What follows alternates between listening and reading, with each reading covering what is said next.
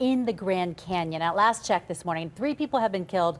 The 4 others on the sightseeing tour have reportedly been seriously hurt. So we've been checking in for details this morning, and we know those 4 people are now taken to the hospital. We don't know their condition at last check, but we do know that wind was a factor in getting them out yesterday and to safety. So we have Bruce Haffner up in our Penguin Air and Plumbing News chopper there. And what do you know about with the wind, if that could have been a factor from what you're seeing, and is it still an issue right now?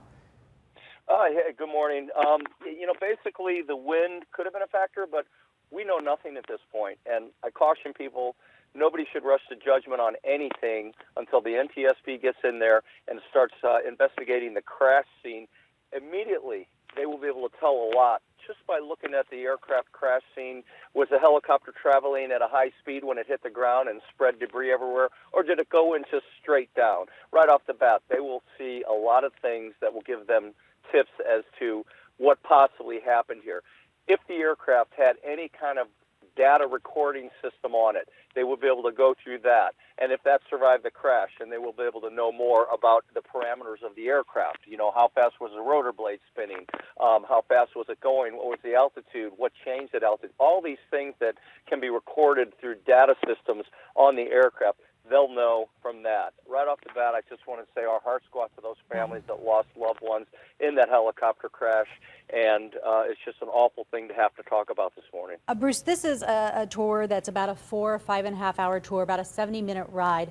Talk to me about the difficulty of landing that helicopter at the base of the Grand Canyon is what the tour promotes. This is Papillon Tours here. Well, I'm not sure which tour this was, and let me just say that Papillon Helicopters has an incredible safety record, and all of the air tour operators up in the Grand Canyon have an incredible safety record. I think I just looked up this morning that Papillon had one incident back in 2001, and they've flown thousands and thousands and thousands of people since then, as well as flights. And so this is obviously an anomaly. And you look at all the traffic accidents we have every day on the roads, that's a pretty incredible safety record. So I know that they fly out of the Las Vegas area, Boulder City. I think the airport there is where there may be an operation where they fly people to the west end of the Grand Canyon, not the Grand Canyon where Phantom's Ranch is, but the west end of the Grand Canyon. It's a little wider open, and they do have areas they land, and I believe people have picnics there, and then they jump back on the helicopter and go back to Boulder City. And Bruce, I know we always get the emails giving us the updates that you're taking in the chopper for maintenance every 100 hours. So is there a chance that we could see the records of this particular aircraft and kind of see if there were anything that were setting off alarm bells before they went up? Yeah, I would tell you that the maintenance records, as well as the safety records, the training that these pilots get in all of those tour operations is second to none, as well as like the EMS pilots, all pilots that operate in that environment, they get the best training you can possibly get. So they will look, the NTSB will look immediately at the maintenance records of that particular aircraft. They'll know everything about it. We have maintenance records for the Penguin Air News chopper.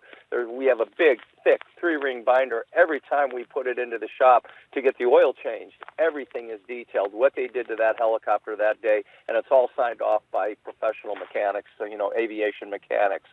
So they will look at everything. They will look at the maintenance records. They will look at the pilot. They will go back in the pilot's history of the last week, what was going on in his life. They will look at the aircraft. They can tell immediately, like I say, from the debris field. They can tell by markings on the aircraft. Did the rotor blade hit something? They know everything. The NTSB, they're amazing investigators because, they have to they go in and they study everything, and then they will compile what they believe happened, and they will also have witnesses. In this case, somebody had a video of the aircraft after it had crashed. They're going to talk with them, and they won't talk with them just once. They'll keep calling them back and asking them more questions. So it's a thorough investigation, and I will, once again, nobody should rush to judgment right now. Yeah, it was windy up there, but guess what? It's windy in the canyon almost every day. So they're used and to these that. pilots fly in that environment every day. Bruce Haffner, we appreciate you and your insight here this morning. Again, taking a look at that picture, just a fiery scene out there this morning, and NTSB on the scene this morning. We'll continue to investigate, and we will bring you new information as soon as we get it. Bruce, thank you.